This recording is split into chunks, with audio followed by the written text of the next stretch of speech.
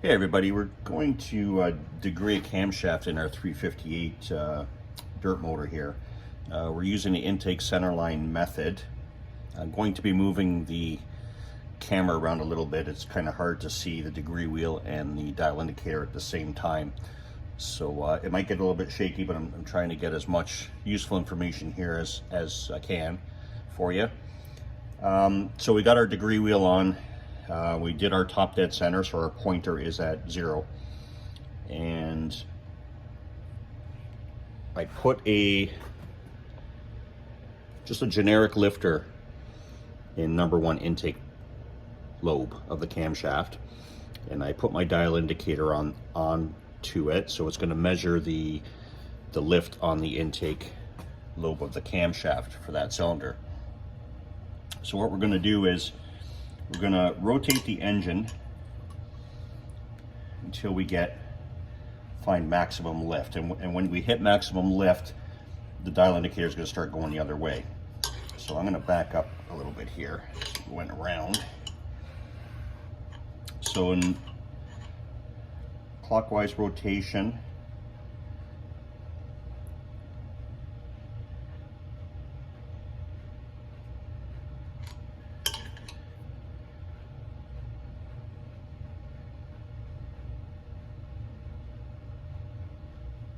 see right there, the dial indicator started going the other way. So we're going to go back and we're going to turn the dial indicator so that the needle hits 0 when it goes back. Again, I've got to go back and forth a few times, but you can see right there. Again, sorry about moving the camera here, but I want everybody to see. So dial indicator comes up and hits 0, it automatically starts going the other way. So that's max lift on the intake lobe of the camshaft.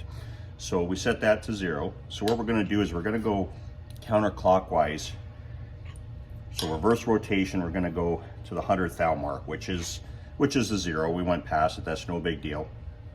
So what we're going to do now is we're going to rotate that to the 50th thou mark.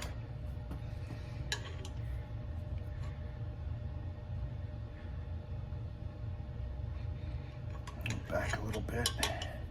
It's hard to get it right on that point.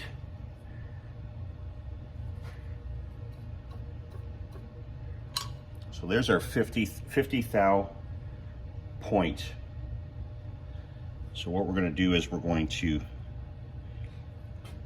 go to our degree wheel, and we're roughly at 61 there. So I'm going to mark down that number, 61. And what we're going to do is we're going to roll it over. We're going to go past. We're going to go to the 0. We're going to go clockwise.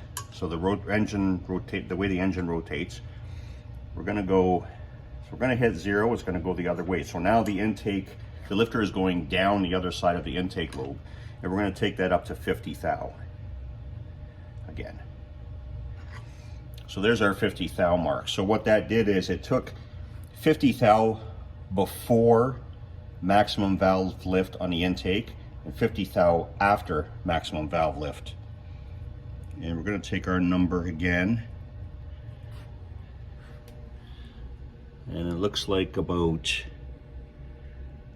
let's say about 144, we're going to call it. So if you go 61, first number was 61, second number 144, you get 205. So you split that in half and you get 102.5. So this camshaft needs to be 102 is optimal. Half a degree, you know what, you're going to chase a long time to find half a degree. So I'm happy with 102.5. If it came out at 104 or 106 or even 100 to that point, I would change it. I would keep going to get as close as I can. But half a degree, like I say, it's not going to be a big deal. So the way you would change that is This timing setup on this engine, it's hard to see now, but on the crankshaft here, there's multiple keyways in 2-degree increments. So you can go 0, 2 advance, 2 retard, 4 retard, 4 advance, and you've got quite a bit of movement there.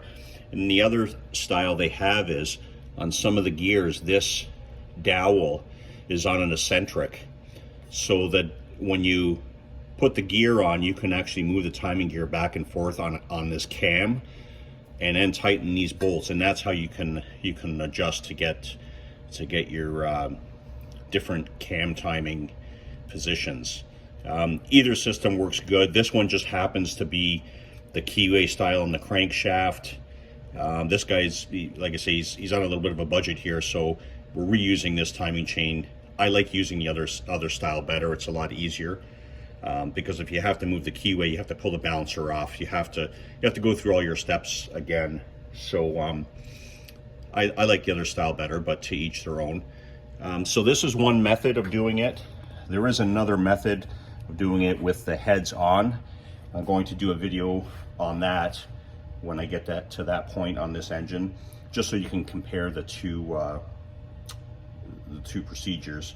But this is very important. You should never, especially in a racing engine, you should never just buy a camshaft and put it straight up and hope for the best, because when you start getting up to different valve clearances with the higher lift camshafts, you could run into problems. So this is a very important step, and it shouldn't be missed. It should be taken very seriously. So enjoy the video, and there's many more to come. Thanks for watching.